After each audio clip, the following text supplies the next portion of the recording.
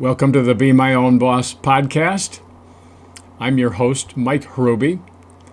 Welcome to episode 39, where we're going to be talking about your economy.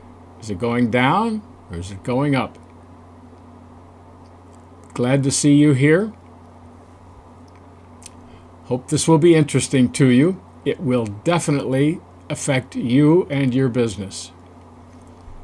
Last week, we talked about your career path, and we talked about all the different factors that you can change, adjust, modify, disregard, concentrate on in order to make your business better and your career path more exciting.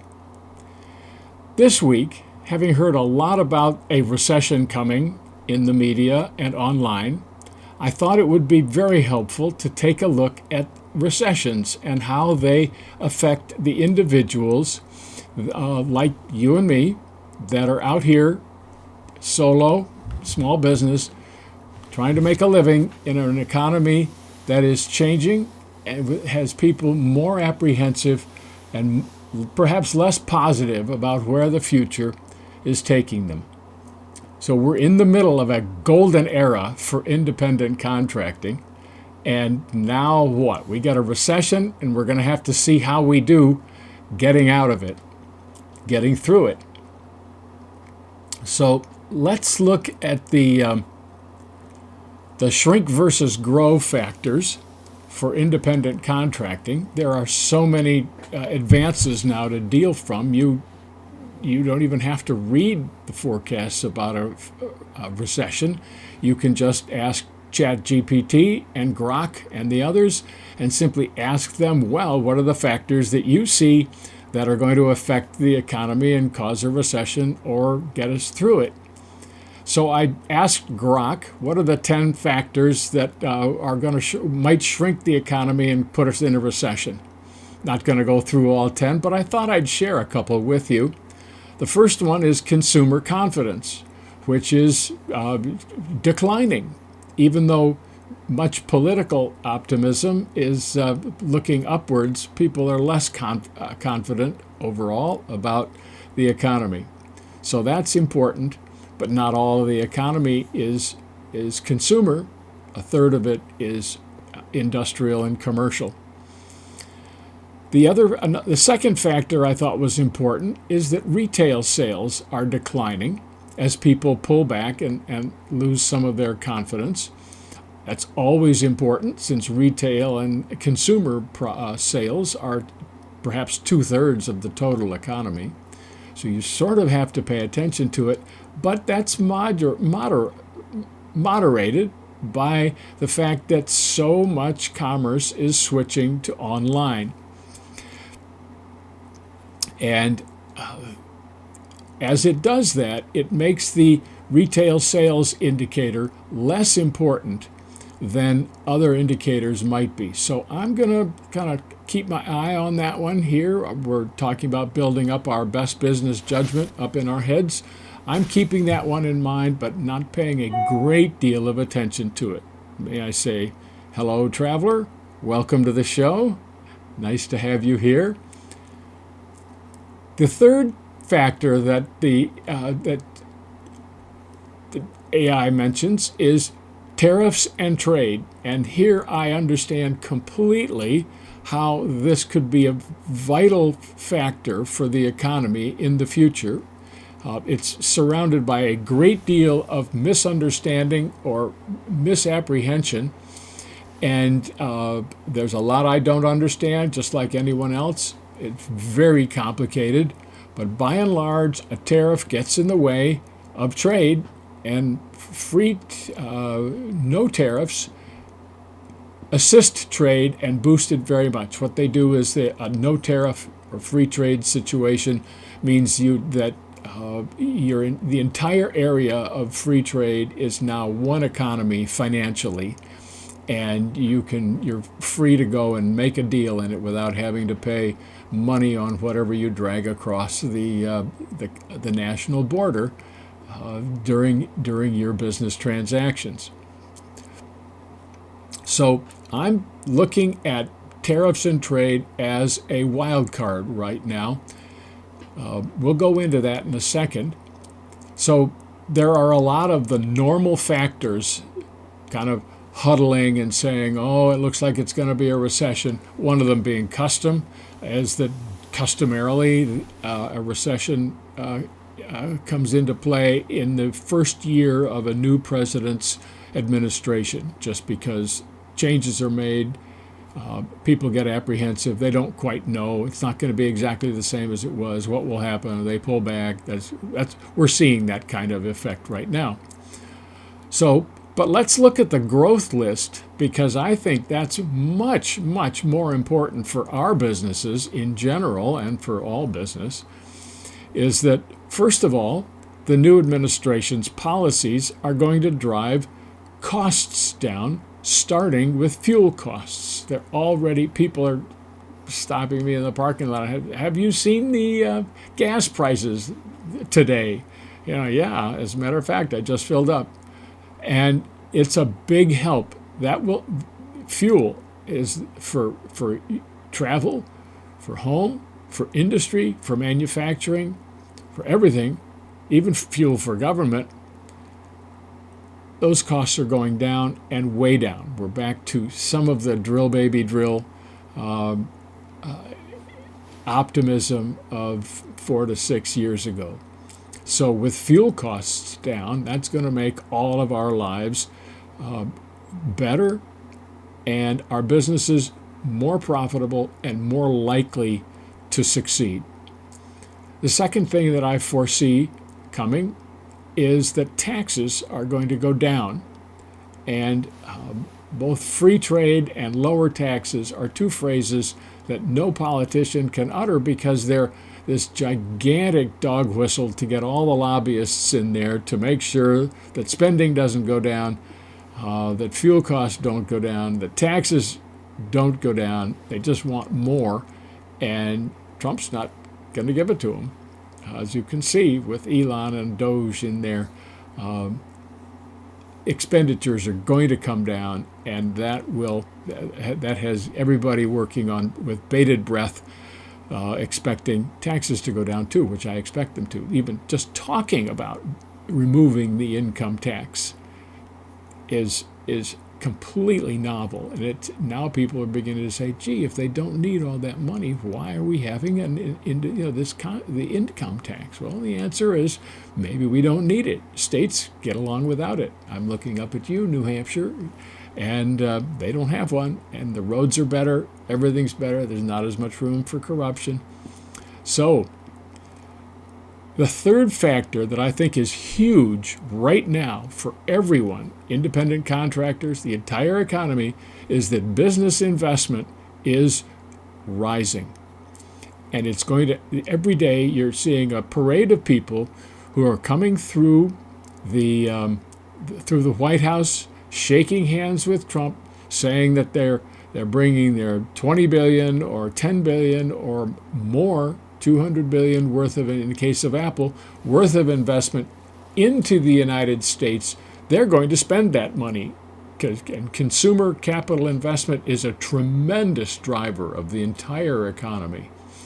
I think that I'm thinking of our colleague Steve Johnson and his last mile delivery for commercial and industrial products.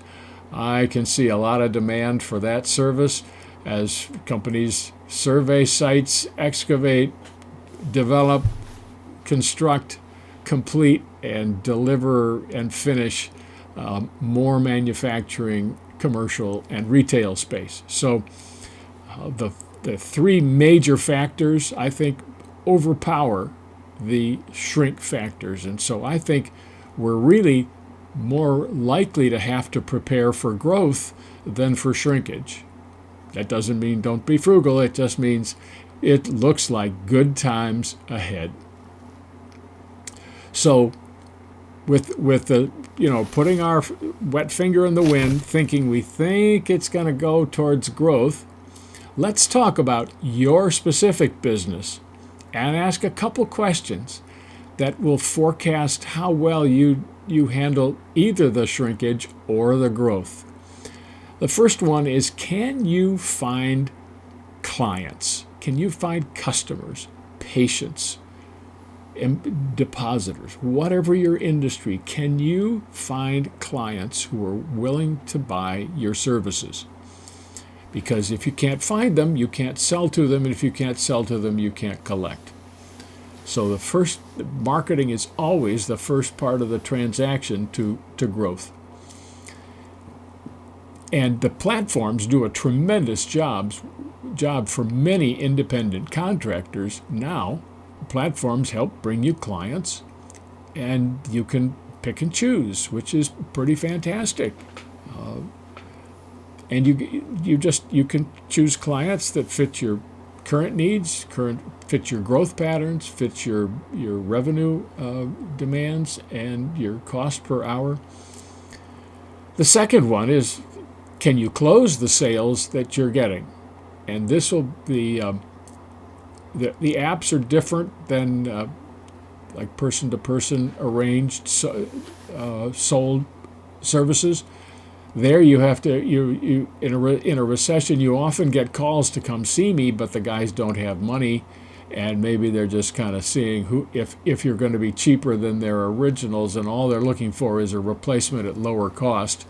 And what fun is that? Your happiness is someone else's misery. You'll take the job, obviously, but that is not a growth situation. So then the question is, if you can sell, do you have the resources you need? And that could be almost anything. It could be cash, it could be tools, it could be a working car, it could be staffers, it could be staff support, it could be an hourly person to help you keep your books while you're out doing your job. It could be online help. Do you have the resources you need? Is this a chance to look for a new way to do things that'll lower your costs? If we have to skinny back, are you prepared to lower your costs 10%? 10% is possible in almost every circumstance. You can always cut things 10% without really changing them. Even cut it a couple times 10%. Still possible. Can you innovate? That's an important question. Is there something you can do that's new? New attracts people's attention. New can be different. It can be more. It can be an extended line of services, or doing something else. Whatever people want. Getting closer to where they will transact their money and your service. And then the final question about your business is, can you complete each project, and can you collect for it? The apps help with that. They take a share, but still you're collecting. You get prompt payment. You don't have to chase some company for 180 days waiting for that check that they promised you. Anyway, but those are all things that you can affect. You can do it a different way. You can ask for money up front. You can get help managing the project. The software is unbelievable these days. I've been saying that for 20 years. It's still unbelievable how much it is. One of the things to keep in mind is, can you grow your savings anyway? Sometimes if you can cut your expenses, start to grow your savings.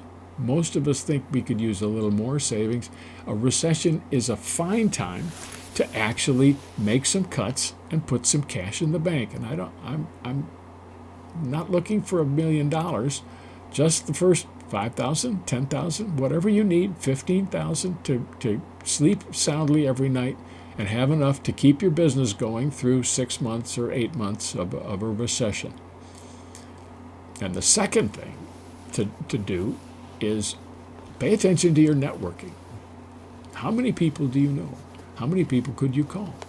If you wanted help, if you wanted advice, if you wanted a suggestion, can your network help you with that? Do you need more? And what kind of networking should you do? We all need bigger networks. Some of the biggest guys in D.C., like I said before, have a huge network. And Really wish mine were greater. Maybe we all do.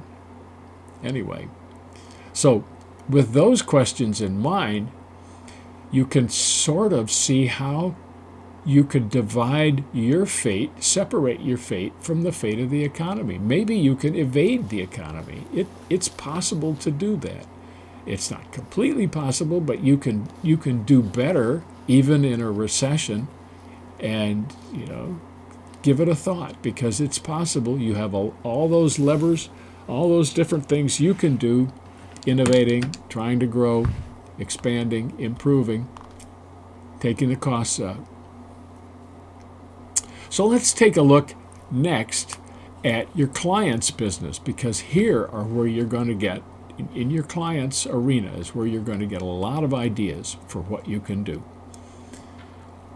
Look first at the way they're looking at their economy and at their market. Is it getting better? Is it getting worse? I find that clients that you tend to be with personally or see in person, they tend to be very willing to tell you the answer to the question, how's business? What do you think? How's it affecting you? And they will give you an interesting story, and it will be, if you can get a couple of clues from different clients, you're going to learn a lot about where they're going, because maybe you can sense that even though they're not behaving differently, they need you less urgently, or they need you more urgently but for less work. So, or maybe the time between projects has gotten longer. So you can gauge, do people want me? Do they want something else that's close and they're looking to someone else to do that close? Should I just kind of move over, expand my line, get up earlier in the morning, go to bed later at night, whatever it is? Do I need a helper? Do I need somebody to help me? I find now that lawn mowing guys are getting very sophisticated. They want to be paid in a couple of days, and no fooling. They start to send out the overdue notice with their initial invoice. It's like, this is really quick. I haven't even gotten the invoice yet. I'm not sure how much it cost, and you're telling me it's already due. Okay, well, more power to them. None of them have gone broke, so maybe that's a help. And then the question is, do they need the same service, or do they need something else? And here, I have, during my career, I found there is no limit to what you can do if a customer wants it. Because while thinking about you, they say things like, I wish we could do this, or have you thought, what if we just do without that step and more on the reporting, or whatever. It was always interesting, because when you thought about it afterwards, yes is usually the right answer. So in a recession, be prepared to say yes. And you're smart. You know your business. You'll figure it out by the time you have to come and make it happen. And then always be thinking about how you can adjust to the changes, because your canoe has to be upright, even if other people's canoes are tipping over or hitting the rocks or are swamped. So you've got to keep your eye on your business and keep focusing. Now, with all of this, what should we expect? From my perspective, what should we expect?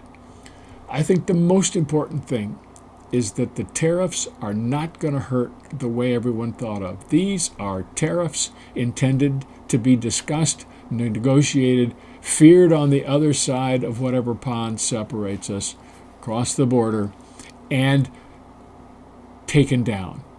I think that's what Trump has set up, a retaliatory tariff model of taxation. If you take your taxes to zero, we'll match that. We'll go to zero too. I have thought for 20 years that between the old Great Britain and America, there should be no tariffs. What is the reason for that? oh, I know the Scotch guys want it, or the soybean guys, or something. People want protection. But really, in a time like this is a time to make our market much bigger and more efficient and more effective and more profitable for everyone. So I see tariffs coming down, and I see free trade on the horizon. That is huge. For those of you who sell services online, your market's going to get a lot bigger. Adapt, go with it, figure out how to sell in Europe and Australia and the Far East, etc. Figure out how to do that. I think the second thing is we can look for taxes to go down. The administration is preparing legislation that would make what are called the Trump 2017 cuts permanent. That will save $4 trillion in tax increases. I think taxes are going to come down across the board. I know they're coming down in the states.